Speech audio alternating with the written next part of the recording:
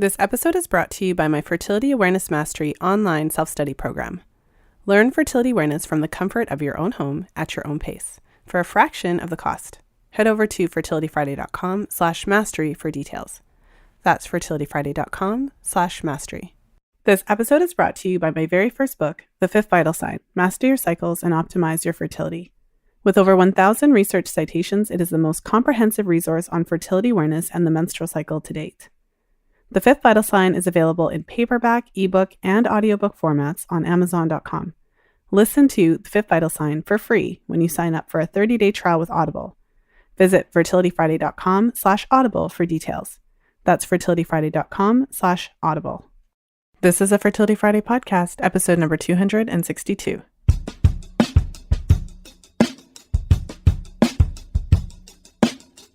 Welcome to the 262nd episode of the Fertility Friday podcast. Thank you for joining me today. I'm Lisa from fertilityfriday.com, and this is your source for information about the fertility awareness method and all things fertility.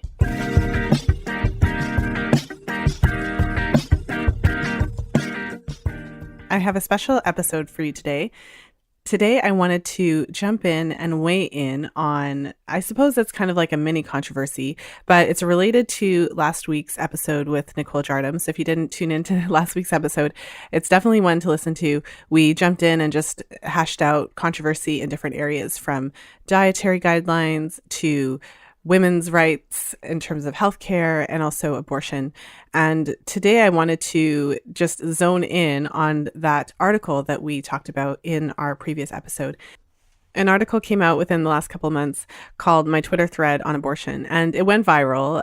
So basically, there's a woman who is Mormon with 6 kids, and she decided to weigh in and share her perspective on abortion and what she thinks would be necessary to stop abortions.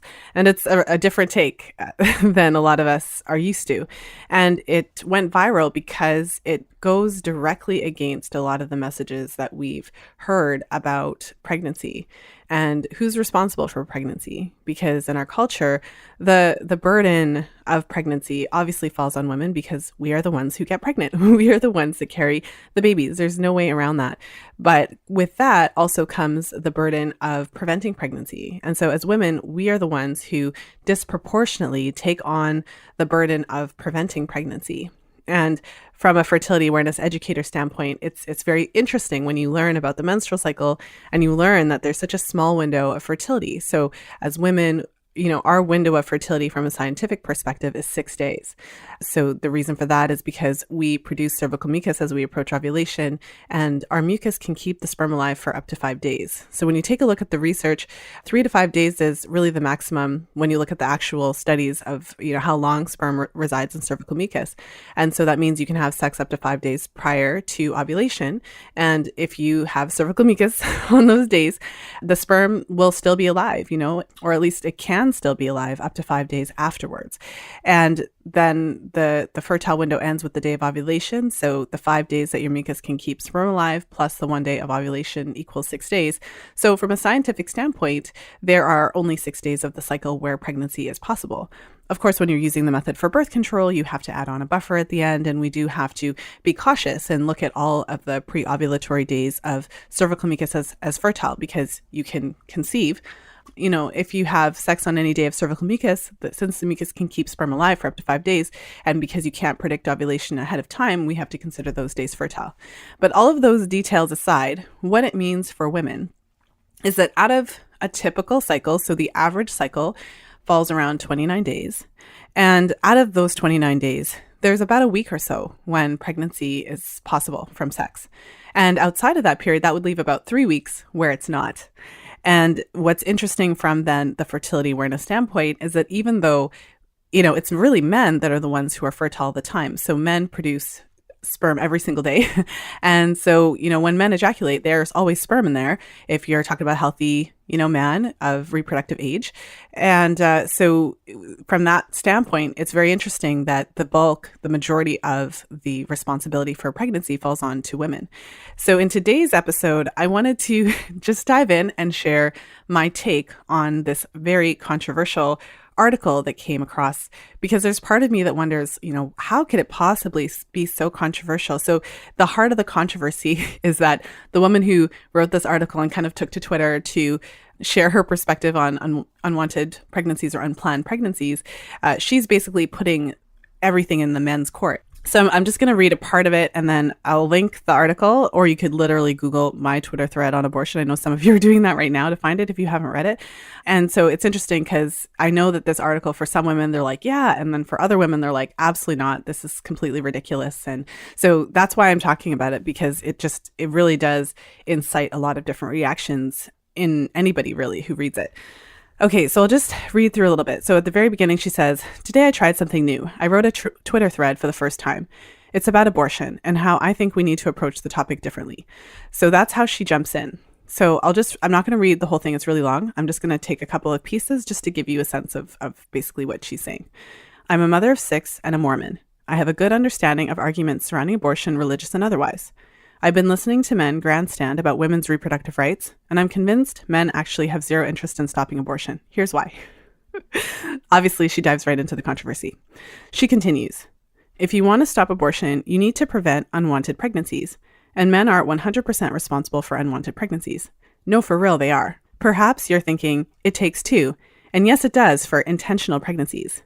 She continues, "But all unwanted pregnancies are caused by the irresponsible ejaculations of men, period. Don't believe me? Let me walk you through it." So basically what she's saying, the heart of her argument, is that women are only fertile for a short window of time each cycle. Conversely, men are fertile 100% of the time. And so whenever men ejaculate, there are sperm in the ejaculate, assuming that we're talking about a healthy man. I know that there's a global sperm issue, but in today's episode, we're not really going into that. And so from that perspective, then, what she's saying from her perspective is that in order for pregnancy to happen, you have to have a man ejaculating inside of a woman. And so she essentially refers to that as the irresponsible ejaculations of men. And what was interesting for me, the first time I read this article, essentially it was the first time that I've ever heard the argument reversed. And I think for a lot of people, this is the first time that you're actually reading a perspective of somebody actually outright saying, this pregnancies are 100% men's fault. It's completely their responsibility. All pregnancies are caused, essentially, in her words, by the irresponsible ejaculations of men. And what's interesting about that is how much, I suppose, resistance that there is to that statement.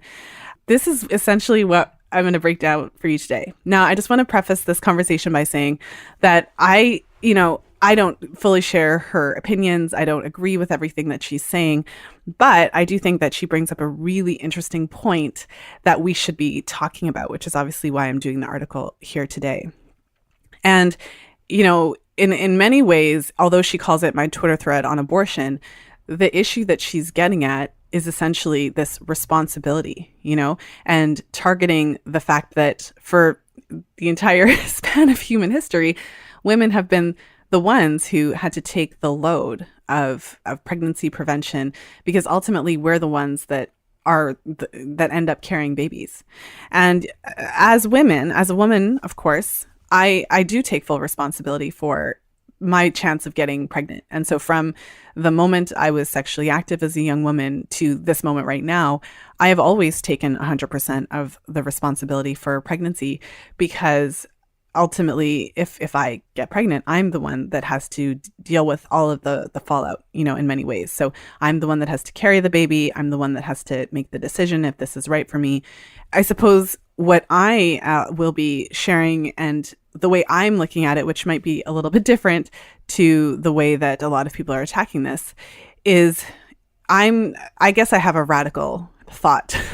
And that radical thought is, what if women took 100% of the responsibility for pregnancy and men did too? So what if, as a woman, because we typically do. So what if we took 100% of that responsibility and men also took 100% of the responsibility? What if all men had a different outlook on it? What if we acknowledge that pregnancy does happen when men ejaculate inside of women? And what if, as a man, or men in general, what if our culture was different and that we actually held men accountable? And with that said, what if we acknowledged, okay, so if men ejaculate inside of women, then that's going to be, pregnancy could result. So, one of the simplest ways to then work towards preventing pregnancy would be to either use a condom or withdraw, meaning that, as a man, what if it was just a cultural thing for men to take 100% of responsibility of their part in it? And that doesn't mean, I'm not saying it's exclusive. So what I find interesting about the comments and the arguments, which I'm actually going to read to you some of the different arguments about it. I posted about this and it was really, really interesting. There was a lot of back and forth, a lot of spirited discussion around it. And when I was kind of looking through it, I really got the sense of, it's like we think it's either or. So it's like if we say that men have to be responsible for their role in pregnancy, then somehow it means women don't. And it's almost as though there's two people, but only one person has to take responsibility. So we have to figure out which one of those two people it is. And of course, as women, we're the ones who have to carry the babies. So we are the ones that have to take responsibility. But my radical suggestion is, what if it was just normal in our culture for both parties to take full responsibility? So what if, as a man, you fully just went into it thinking, I'm going to take full responsibility. I know that if I ejaculate inside of a woman, and we haven't specifically said that we're trying to have a baby, we haven't specifically said that this is what we're going to do, and I know that if I ejaculate inside of a woman, then there's a chance of her, getting pregnant. What if it was just a cultural thing for men to just not do that? What if the only time that it was acceptable to actually ejaculate inside of a woman was when you were explicitly trying to get pregnant? So I just want you to think about that for a minute, because it's very, very different to the culture that we live in. And there's several reasons that I believe that to be true.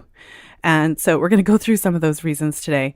But I just want to kind of preface this discussion by sharing that, because it's a very different conversation. So essentially, it's just a question, because obviously our culture isn't there yet.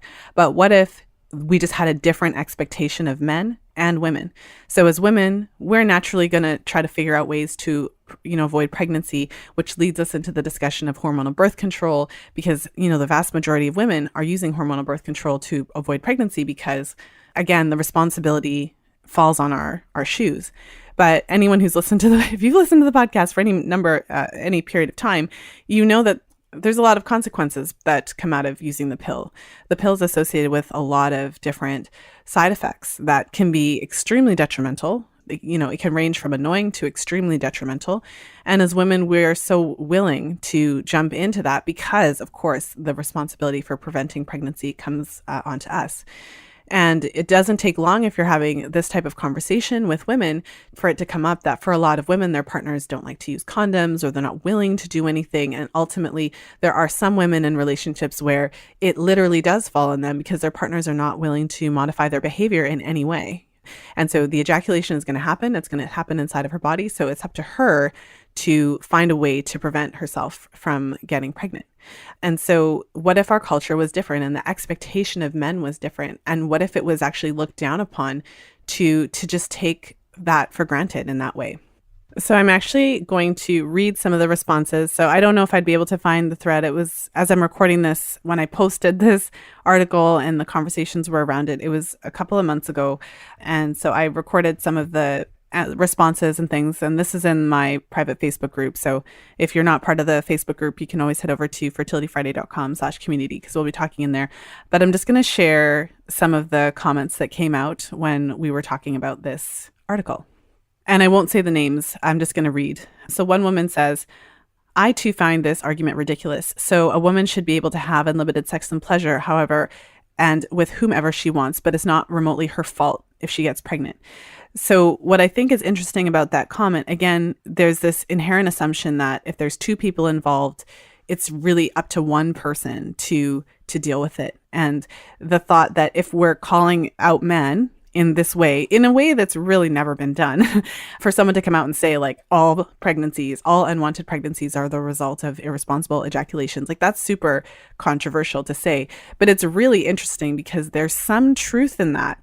Now, for me, one of the reasons that this argument really, I suppose, incites some interesting responses in myself personally is that my entire reproductive life, so going back the entire time basically that I've been an adult and that I've been sexually active, I have never been on birth control for that period of time.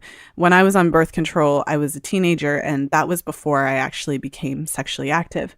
So as an adult woman, I have never been on hormonal birth control, in an intimate relationship.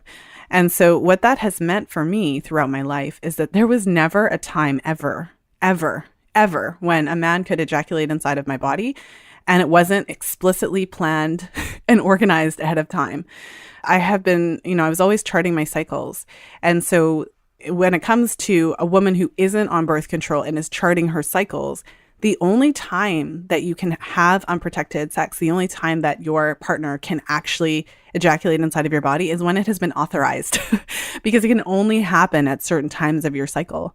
And so my personal experience of just, as it relates to this conversation was always that, there was never, because I was never taking hormonal birth control, there was no situation where I could be with somebody and they could just take for granted that they could ejaculate inside my body whenever they wanted. Because when you're not on birth control, it means that pregnancy is possible. You have a fertile window. And if you have sex in that fertile window, pregnancy is always possible. And so my personal experience, and I think that informs my perspective on this article, and that's why I wanted to share it, because I know my perspective is different. For a lot of women, a lot of women have only had sex potentially when birth control was involved and potentially not had that understanding of the menstrual cycle. But, in my case, there's just no taking for granted. Like, you can't just use my body that way and expect there's no consequences. So for a woman to stand up and say, okay, all pregnancies are a result of irresponsible ejaculation, there's a part of me that's like, well, yeah, because how could you assume that you could just ejaculate inside of a woman whenever you want and there could be no consequences? So in my, opinion, then the way that our culture looks at women's bodies and also looks at men's responsibility has been largely shaped by hormonal birth control. And so with the first pill coming on the market in 1960, and so as I'm recording this, that's so about, almost 60 years as I'm recording this, the pill has been out. And the pill changes a woman's body. So it changes her receptivity to sperm. So basically makes her body resistant to sperm. The pill suppresses ovulation. It prevents sperm from having access to the uterus by filling the cervix with a thick mucus plug, which we produce anyways. But when you're on the pill, it's just always in place. And then it also thins the uterine lining to make the lining not receptive to a fertilized egg. So there's three main fronts that the pill then works to prevent pregnancy. But you could look at it in a way that the pill makes women's bodies resistant to sperm resistant bodies. And because of that, so before the pill, you couldn't just expect to have sex with a woman whenever you want and have no consequences. There was always this chance that she could get pregnant if she's not hormonally modified, right? Her body is not resistant to sperm. Sex can then result in pregnancy if you have sex in the fertile window. But when a woman's on the pill or other type of birth control, what have you, then essentially it gives men the ability to access women's bodies whenever they want, to ejaculate inside of them, and basically have that thought of kind of separating sex from pregnancy, right? So it's very interesting. It's a privilege for men to be able to have access to women's bodies like that and to be able to, ejaculate inside of them and to really have no consequences. And I always find it interesting when you do have a couple that is intimate with each other and say the woman's on birth control, but as we've talked about on the show quite a bit, there's no birth control method that is 100% effective. Whether you're on the pill or you're using the IUD or the patch or the ring, although these methods are highly effective and when used perfectly, the effectiveness rate is in the 90%. The typical use is always a bit lower than that. And there are women who have and do get pregnant on any birth control method. And so I always find it interesting then that thought of if you are using birth control and conception happens, it's kind of like, how did this happen? How is this possible? But on the flip side, as a woman who hasn't had to, I haven't relied on external measures essentially all of these years in my own life, I've just like I said, there's no ejaculation inside of my body unless it's explicitly planned. So it's almost like he has to have permission to do that. Actually, that's exactly what it's like, unless that we've explicitly said, and I'm charting and I say explicitly, like, this is okay, the fertile window's over, or I'm not in my fertile window yet, or whatever the case is. Because of that, it's really shifted my perspective. And in my opinion, I just think wow, it's such a privilege. And it's really interesting to be in a space where you really don't have to worry about that. You can just have, access to women's bodies, ejaculate inside of them, and really just not even consider that pregnancy is a possibility. And as far as I'm concerned, anytime that you're ejaculating inside of a woman's body, if she's not charting, that to me, it completely blows my mind, because I've just never been in that space. The point being that the pill has really set up this expectation that sex is separate from pregnancy, and that men are able to have access to women's bodies without consequences. And so what if it was different? And so what I appreciate about this article, although, like I said, I don't 100% agree with it, she really goes on to, there's a lot of points of it that people have a hard time with, because she goes on to suggest, like, what if we gave men vasectomies and then they had to, like, reverse them when they were ready to have families and things like that. And a lot of women are like, holy cow, that's going too far. That sounds like eugenics. That's crazy. But in many ways, by going on the pill and making our bodies essentially resistant to sperm all those years, shutting down our hormones and our endocrine system, we're making ourselves temporarily sterile, putting ourselves into a chemical menopause, as it's been. If you look at the hormone levels of a woman on the pill compared to, like, her natural hormones, the ones that she produces, compared to a woman in menopause, the patterns are quite similar. So as women, we're willing to go into essentially a chemical menopause to prevent pregnancy, and then you kind of like come off of it when we're ready to get pregnant. But if somebody says, like, well, what if men had vasectomies and then we reverse them when they were ready to have family, that really kind of brings up in us a lot of feelings of, like, how could we do that? That's not fair. That doesn't make sense. But I think again, I'm not endorsing that. I'm not saying that that's a solution. So, don't put words in my mouth. I'm just talking about the arguments here, because I think it's very interesting. What is most interesting is our kind of guttural reaction to that. Like, that's wrong. How could we ask men to do that? That's just so unfair. And how could it be that as women, we're not supposed to be taking responsibility? But like I said at the beginning, my radical thought on it is, what if we each party took 100% responsibility? So what would it be like as women if we took 100% responsibility of our fertility? So however that looks. So, we opt for a birth control method, whatever that method is. So whether you're using a hormonal method, whether you're charting your cycles and, identifying your fertile window with fertility awareness, whether you're using an IUD, whatever method that you're choosing to use. But what if your partner was equally invested 100%? So what if your partner made sure that he did not ejaculate inside of your body unless you were specifically trying to get pregnant, or you had specifically identified that it was not a fertile day and it was, pregnancy was impossible? So what if men took just as much care? What if you were with a partner who would never ejaculate inside of your body, whether it was that he always used a condom regardless, or he always withdrew, and that was just his thing because he just didn't want to put you in that position? What if we just looked at it differently? And so again, I'm just sharing ideas because this article and the reactions to it I found to be super, super interesting, because it really came down to this, like, it's not fair to put it on men and to say women can just do whatever they want. But what I'm saying is, what if both parties acted like adults and took full responsibility for their part in it? Babies don't just happen. Pregnancies don't just happen randomly. We have a lot of passive language around how we talk about pregnancy in our culture. She got pregnant, she got knocked up, all this kind of stuff. It's right there within our language. She got herself pregnant. She went out and got herself pregnant. We have a lot of language, and the language around pregnancy, it completely leaves men off the hook, because the language always just makes it seem like pregnancy is something that just happens. And as a mother of 2 sons, I think to myself, well, no, I wouldn't want to raise boys that are so entitled that they believe that it's completely fine to just run around and have sex with women, ejaculate inside their bodies, and then be shocked if they got pregnant. I want to be really clear that if you ejaculate inside of a woman, and she gets pregnant, I mean, that's on you, right? Now, I'm not saying that she doesn't have responsibility, because each party has to take 100% responsibility. But I think the part of the conversation that we forget is that it could look different.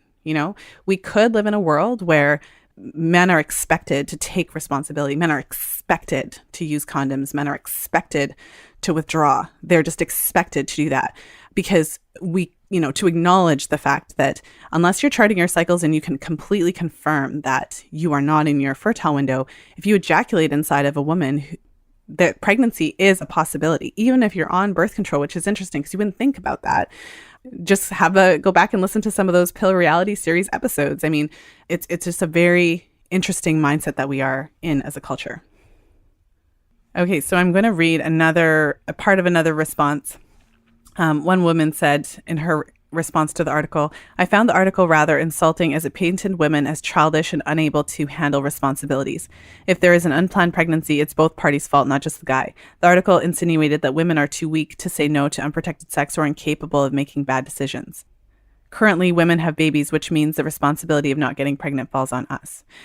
And again, I feel like these responses, it's interesting because in her article, she wasn't actually saying anything about women. She wasn't saying that women aren't capable of handling their business, because women are capable. Since the responsibility currently does fall on us predominantly, we are capable and have to be capable and do step up. I think that she was addressing kind of the hole in the logic where, by saying that women are responsible, it somehow puts men off the hook. But what if we were both responsible? So just a few things. I mean, I've already talked about how I think it's really interesting if we really look at the effect that hormonal birth control has had on our culture. Now, it's not necessarily negative. As a woman, it's great to have the power to be able to make our bodies resistant to sperm so that you can have sex and not get pregnant. So it's not to ignore the significance of the birth control pill and what it did mean for women and what it continues to mean for women. But the challenge with birth control is that it's not this magical thing that just comes in and prevents you from getting pregnant without any side effects. So as time progresses, as more science and research come out, as more women use the pill, as we talk more about it, as periods continue to get their moment, it's quite apparent that the pill has a lot of specific health-related effects. So from depression to low libido to painful sex to clitoral shrinkage and shrinkage of the vulvar tissues to ovarian shrinkage and a delay in the return of your normal fertility. It impacts the menstrual cycle. It impacts how we assimilate nutrients. It leaves us deficient in a certain number of nutrients. The list is quite large, including B vitamins, zinc, magnesium, selenium, coenzyme Q10. It depresses thyroid function. It alters the vaginal microbiome and the gut microbiome. It really just goes on and on and on with the side effects associated with it. And so it's more of, I believe in having these adult conversations about it. If it was just some simple thing, some magical wand that you could wave and you just were not able to get pregnant, it had no effect on your body, we wouldn't really be having this conversation. But I think it's just important to highlight the fact that as women, we're willing to put ourselves, our bodies, our hormones through all of those side effects, because the responsibility of pregnancy is entirely on us. And a big part of it is due to the lack of education. So even though it's men that are fertile every day, all the time, 24 hours a day, every day, and women, there's only a small window of fertility, we're not taught that. That's something that is not brought to our attention. We're kept largely in the dark about how our reproductive cycles function. And so that keeps this system in place where, for some women, learning that you're only fertile for a short window of time, about a week a cycle, it really calls into question, well, if I'm only fertile for a short period of time, then why do I have to be on a birth control method all the time? No woman is having sex every single day, 24 hours a day anyways. Even if it was true that women were fertile all the time, you're not having sex all the time. And so although it's not, everyone doesn't want to modify their behavior every time we have sex and be cognizant of that, it's just very interesting that in a way, the way that we think about birth control and pregnancy prevention, it seems as though the goal is to not interfere with men's pleasure and not interfere with men's access to women's bodies. And it seems as though we're trying to make our bodies insensitive to sperm so that men can continue to interact with women's bodies however they want, instead of asking men to modify their behavior as the default. So I'm not saying either is right or wrong. And I think the important thing as well is every couple is different. And so what is appropriate for one couple is not appropriate for the other. And I'm not saying there's one right way, because there isn't. That's why we have so many different birth control methods and we have so many different options available to us. I just want to just put out these ideas and these concepts and these thoughts in the spirit of having an adult conversation about it. Because if you think about it, I mean, what the birth control pill and hormonal birth control does is it essentially makes our bodies resistant to sperm, and it allows us to basically just be there, and allows men to continue to have unlimited access to our bodies without having to modify their behavior or even think about it or take responsibility for it. So that if pregnancy occurs, well, it's because it's not on him, because you were supposed to take care of it. You were supposed to make sure that you were taking your pills, or that you were getting your shot, or that you were replacing your patch, or whatever it is. You were supposed to, that you did the IUD. It was supposed to do the work, and so it essentially completely lets men off the hook. And I think it's important to invite men into the conversation, because I don't think we should underestimate men. I think that men are fully capable of, stepping up and taking responsibility for their part in it. And although, yes, from a historical standpoint, there to this day are men out there that are not willing to modify their behavior, not willing to use condoms, not willing to withdraw, not willing to, just do anything different with regards to the way that they interact sexually with women. There's so many men who are in this time.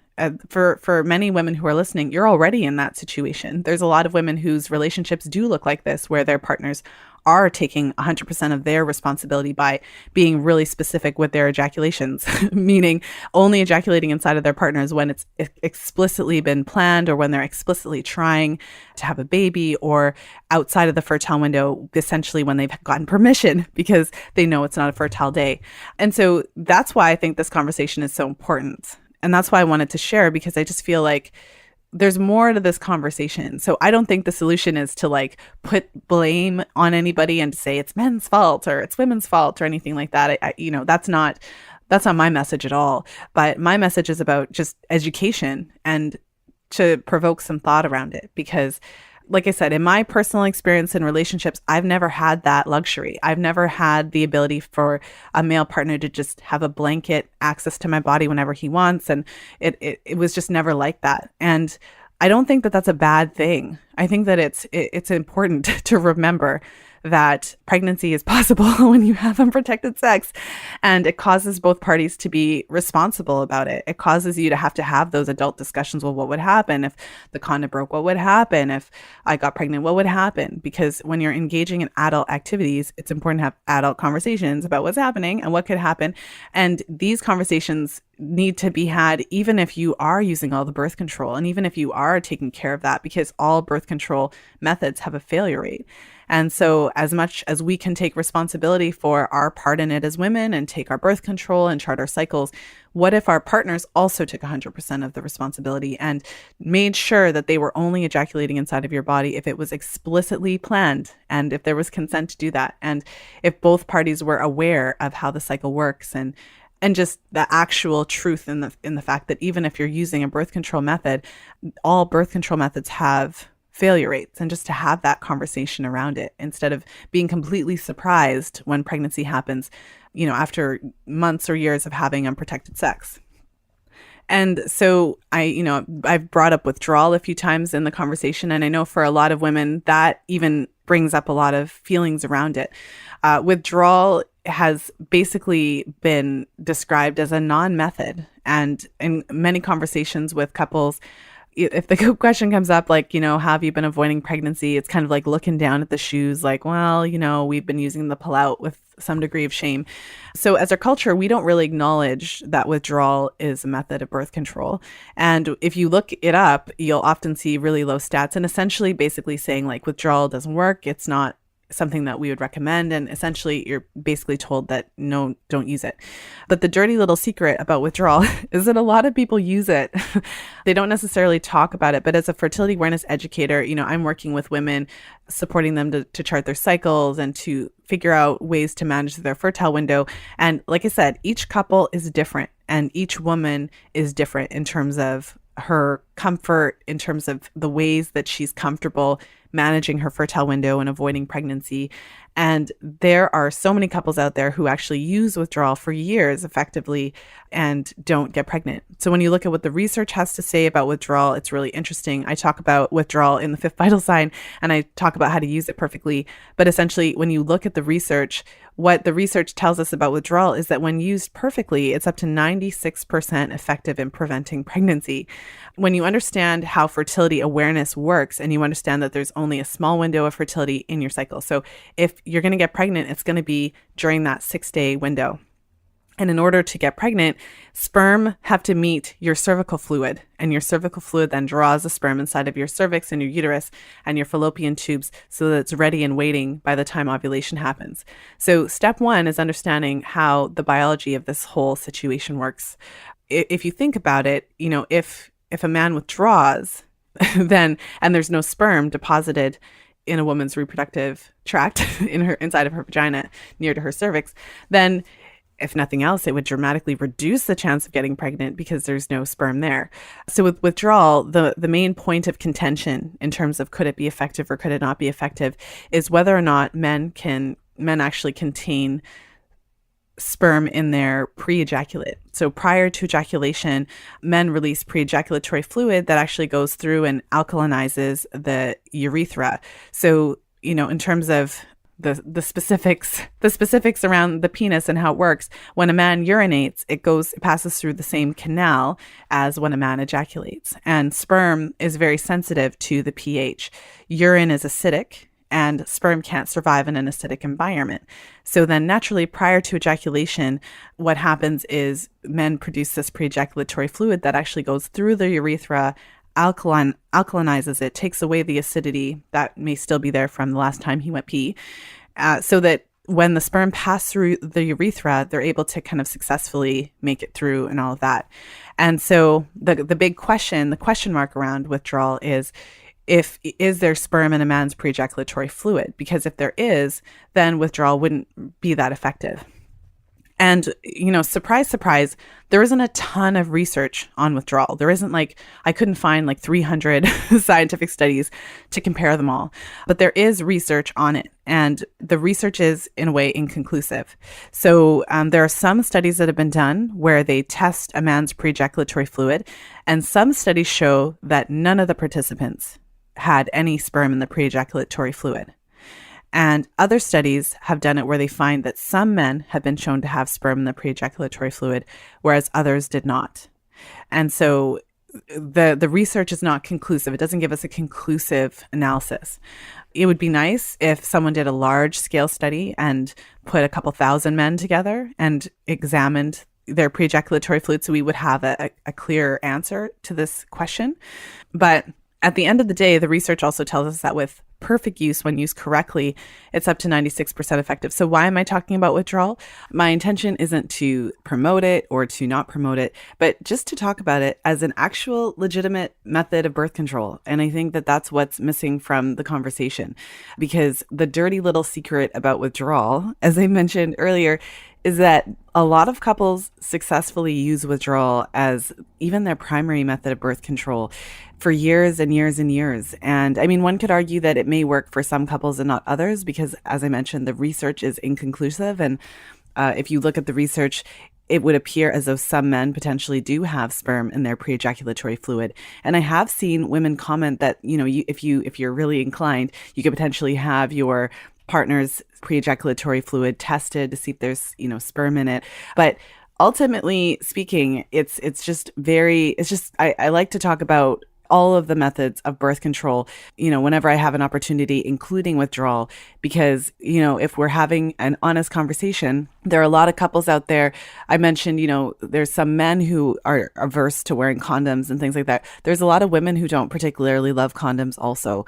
And at the end of the day, I mean, Couples are trying to find what works best for them. Couples are wanting to find a way to enjoy sex without being worried about getting pregnant, but also in the most enjoyable way for them. So for some couples, condoms are the best solution. For other couples, withdrawal is the best solution, and we should be able to talk about it.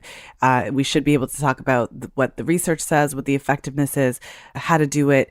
And also, it's free. It's available to everybody. And it's been shown to be up to 96% effective in preventing pregnancy. So why is that something that we would be so hesitant to even consider, even if it was just in conjunction with other methods? Part of the reason to talk about this topic at this time, as I'm releasing this episode, is that it's a really trying time in many different places in the United States. Women's rights are being challenged. Women's access to abortion if they have an unplanned pregnancy that they don't want. This is just a dire time. And also in the United States, healthcare is not free. In Canada, it's a bit different because there's a lot that we have covered here. But for many women, an unplanned pregnancy can be really devastating emotionally and financially in a number of different ways. Not to mention that in the United States, maternity leave is not something that it's not in law. It's not something that women have access to yet. So a pregnancy for women in these situations can mean something very different to a woman that does have access to healthcare and maternity leave and support, So with that said, so back to the initial argument of what if the world looked different, and what if as women, we took 100% responsibility, but our partners also took 100% responsibility. As men, one of the ways that they could do that is literally like use condoms or withdraw every time. And again, it doesn't have to look like that, but someone should say it out loud. Someone should just say that, because what would be different? How would the world be different if men took 100% of the responsibility of pregnancy and basically refused to ejaculate inside of women unless they were specifically trying to have babies, or if they had received explicit consent that, okay, I'm outside of my fertile window and pregnancy is not possible? What would that look like? And so this is just food for thought. I'm bringing up this conversation. I'm really excited and interested and a little bit nervous to hear what your responses are. I'm sure some of you are kind of there with me and others are like, what is she talking about? This is ridiculous. That article was crazy. And I want to hear about it. I want to hear what your perspectives are. I did want to share what my perspectives are because they're very different, because I don't think it has to be one or the other. I do believe that the responsibility is ours as women. I do believe that, because obviously if a woman gets pregnant, she's the one that has to carry the baby and handle the physicality of it. But at the same time, I also believe that men are responsible. I believe that men are 100% responsible. And I think that it's really entitled for a man to be having sex with a woman and ejaculating inside of her body. And if she gets pregnant, for him to be surprised or upset or anything like that. Because if you are having sex with a woman and you are ejaculating inside of her body, pregnancy is possible. If she's not charting, if you haven't specifically organized that, if you don't know what's happening with her fertile window, in my opinion, because no birth control method is completely infallible, it has to be there as a part of an adult conversation, that if that's what you choose to do, even if the chance of pregnancy is only 0.1% because you're using, a specific type of birth control method, it's important to know that it's there. And as men, then that provides an opportunity. It's an opportunity for him to take responsibility of his part in that. And so that's why I like this article. I know that it was really controversial. And I mean, I read past a lot of the things that I didn't agree with. Like I said, I don't, agree with everything she says. I don't believe that we should be blaming anybody, because to me, it's not about blame. It's literally just about having these conversations, about getting to a different place in the world where we can stop putting 100% of the responsibility on women and basically putting 0% of the responsibility on men, especially in this world as complicated as it is for women. And so in many ways, I do agree with the fundamental kind of basic part of what she's saying, which is that, well, you can't get pregnant unless a man ejaculates inside of your body. And so as men, that's something that they can control. That's within a man's control to kind of look at his part in it. And as women, it's within our control to look at our part in it. And it shouldn't be either or. It shouldn't be like him or me. It should actually be both of us. So now I want to hear what you have to say about it. I will post a very controversial, maybe I'll post the article again and I'll link to this podcast episode in the Fertility Friday Facebook group. But I want to hear what you have to say about it, because I really think this is an important conversation, or I wouldn't be talking about it. I think that it's really important for us to continue moving forward with this discussion of birth control as more and more evidence comes out about the harmful impacts of the birth control pill, and as more and more women become more health conscious and are kind of going away from traditional methods.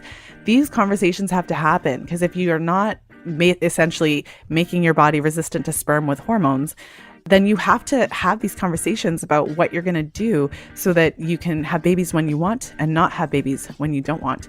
And we have the power to do that. And sometimes I think it's important just to put that out there, that it is possible with the support of your partner to only have babies when you want, whether you're on hormonal birth control or not.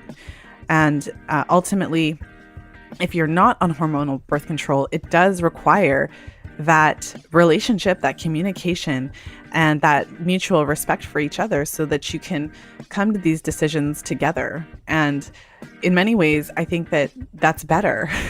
It's good to bring men into the conversation about birth control, as opposed to kind of completely eliminating them from the conversation and wanting to take care of it 100% on our own.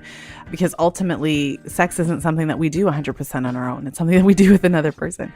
So join me in the Facebook group, fertilityfriday.com/community.